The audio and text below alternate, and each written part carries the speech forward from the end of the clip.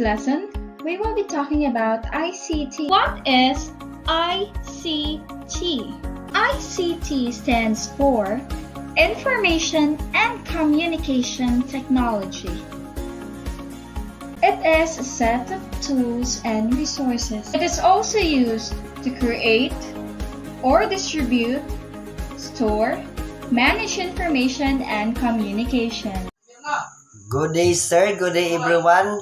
I am the first reporter in this group, and my task is all about history of ICT. ICT stands for Information and Communication Technology. The term information technology evolved in the 1970s. Its basic concept, however, can be traced in the World War II alliance of the military and industry in the development of electronics, computers, and information theory. After the 1940s, the military remained the major source of research and development funding for the expansion of automation to replace manpower with machine power. Since the 1950s, four generations of computers have evolved. Each generation reflected a change to hardware of decreased size but increased capabilities to control computer operations. The first generation used vacuum tubes, the second used transistors, the third used integrated circuits, and fourth used integrated circuits on a single computer chip. Advanced in artificial intelligence that will minimize the need for complex programming characterized the fifth generations of computers still in the experimental stage. Okay, the first generation used vacuum tubes, can transistors, third circuits, and the fourth integrated circuits on a single computer chip. And the five stage is experimental stage. Means the five stage is ongoing stage. The first commercial computer was the Univac first, developed by John Eckert and John W. Mousley in 1951. It was used by the Census Bureau to predict the outcome of the 1952 presidential elections. So, 1952 presidential elections is computer is evolved. For the next 25 years, mainframe computers were used in large corporations to do calculation and manipulate large amount of information stored in databases. Supercomputers were used in science and engineering for designing aircraft and nuclear reactors and for predicting worldwide weather patterns. My second task is all about usage of ICT in our daily lives. And first is communication. We all know that ICT takes a major role for us by means of communicating. Way back in the past, our parents used to make letter and send it via postmail. But now with the help of ICT in easier to communicate with our loved ones, we can use cellular phones that designed for communicating with other people even they are miles away, far from you. Communication is our daily use, not only for language, not only for talking, but we can use it for chatting, video calls, any other platforms of computers through online. Nowadays, people are in touch with the help of ICT through chatting, email, voice, mail, and social networking. People communicate with each other. It's the cheapest means of communication. You can communicate worldwide. ICT allows students to monitor and manage their own learning that critically and creative solve simultaneous world's problems, work. Communication is basic uses in our daily lives. Good day everyone, I'm Manilyn Bangkilumongkan and my topic today was all about uses of ICT in our daily lives, job opportunities, and education. Job opportunities help us to have a chance to make our lives much easier. And the ICT or information communication technology has significantly changed the way people live, work, communicate, and learn. Therefore, ICT influences many parts of our works and lives. as well as many of our free time activities. ICT creates new forms of learning that can be customized to students' need or any application seeking for a job. ICT has contributed a lot to change our everyday life, such as letter to email, market shopping to online shopping, classroom learning to e-learning, etc. This paper presents the effects of ICT as home and domestic activities, social networking, education, health, commerce, banking, and employment.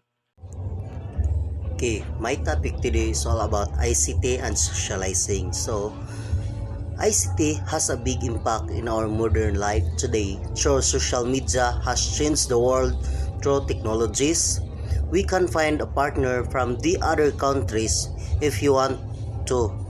You can access information from the news if you want to be updated and aware of what's happening in the world through the uses of technologies.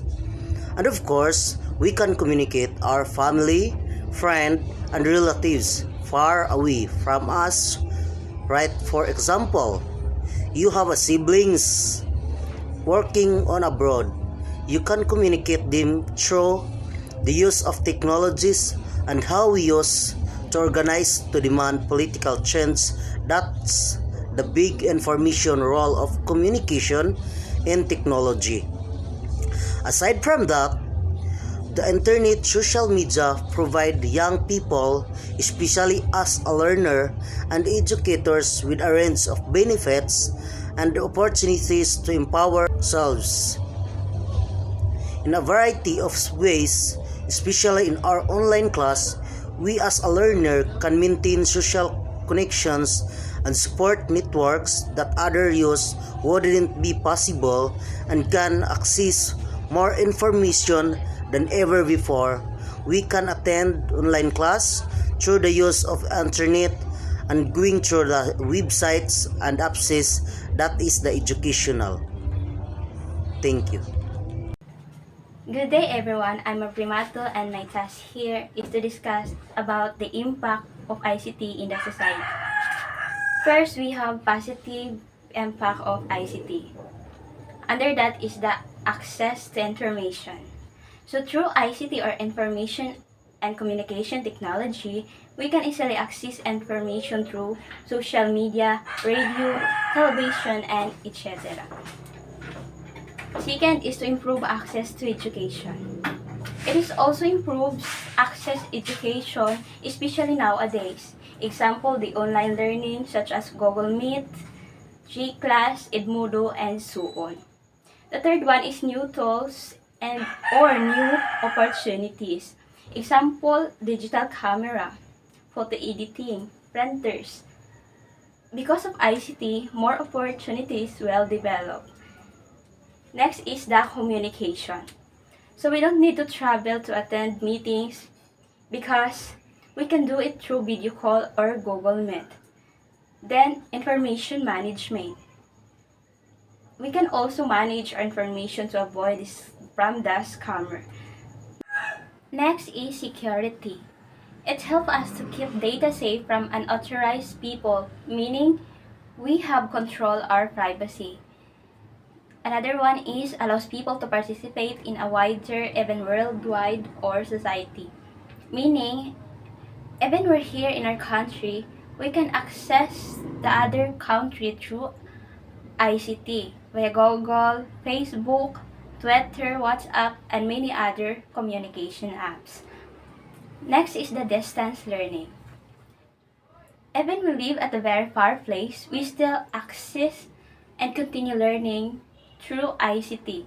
This example is the online class. Next is ICT facilitates the ability to perform impossible experiments by using simulations. It motivates students by keeping them actively engaged in the learning process. It is modeling a dynamic system. Another one is creation of new interesting jobs. So example is the programmers, operator, trainers, call agent, and etc. So next is the negative impact of ICT. First one is job loss. Because through ICT, work will be simple and there's no need to hire more employers and others may also lose their job. Second is reduce personal interaction. So because of this, less time to talk with your family, friends, or to the person around you because more people almost use the ICT and communicating. The third one is reduce physical activity.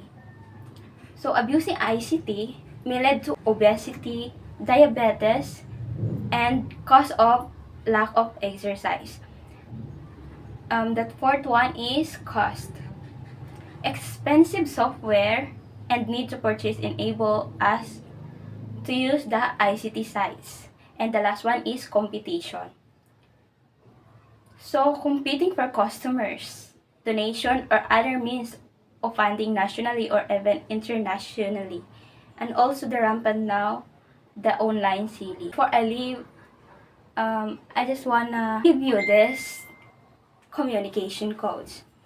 Communication, the human connection, is the key to personal and career success. So thank you and God bless.